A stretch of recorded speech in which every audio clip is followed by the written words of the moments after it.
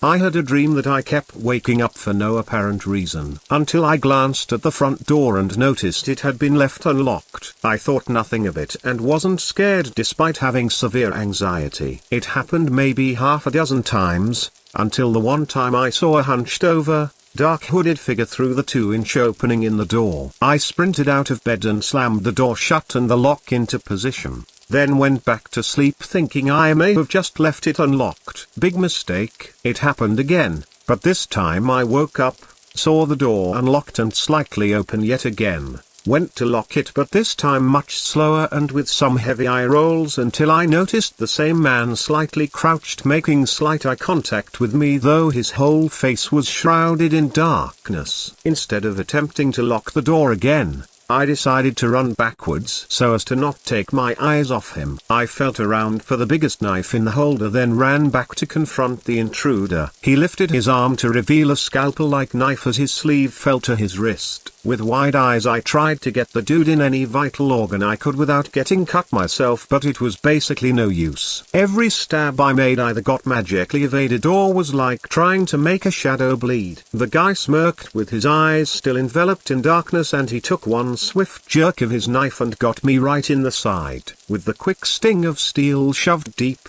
I body checked the door shut while holding my side to try and slow the bleeding then locked every lock that we had on the door. My first thought was that he was here for my kids and how grateful I was that none of them got up for a drink of water that night. Still trying to wrap my head around what had just happened, I lifted my hand that had been applying pressure and to my horror, there was no blood. The band t-shirt I had on did in fact have a slightly bloody slit in the exact spot I thought I had just been stabbed in. Shaken, I realized my boyfriend had not only slept through the whole ordeal, but it was hard to wake him from his deep slumber since it was about 3:30 in the morning. Phone in hand, I tried to dial 911 but every time I tried to focus my eyes, the numbers would distort and blur, skipping the debilitating frustration altogether. I remember there's a red bar above the digits to directly call emergency services and hammer down until I'm connected to dispatch. While explaining the situation as clearly as possible, I'm shoving a few days worth of clothes for the kids into the diaper bag and hoping we have a place to stay until the investigation is finished or until the culprit is caught. There was just something about the guy that made me feel like this wasn't his first time breaking into people's homes or attempting to hurt others, so I was a bit helpful he would get caught, either red-handed before he got the chance to hurt someone else or at least on security footage in our area. As we finally get packed into the car like sardines and decide to head to my mom's house despite her not being home yet,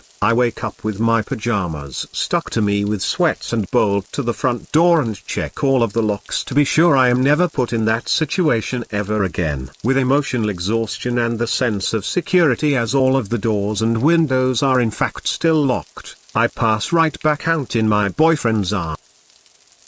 Shadow people have been consistently spotted within my home. I'll think one of the kids ran past the couch and down the hallway, only for them to all still be really engrossed in what they are playing with, in their bedroom. I'd just see what I thought was the top of one of their heads bob past the back of the couch at the pace of a toddler. Many times while relaxing on the couch, I would spot a shadow playing peekaboo from around the corner in the kitchen, but upon investigation, the kitchen would always end up being empty. What has solidified that this is real and not an overactive imagination, for me has been my oldest and youngest children mentioning having seen a shadow man wearing a big hat and all of them being afraid of the very much not scary at all closets where they said they see him go into whether the doors are open or not. My sister was visiting with us one day and said that out of the corner of her eye, had just seen a shadow man wearing a large hat walk by her and down the hallway,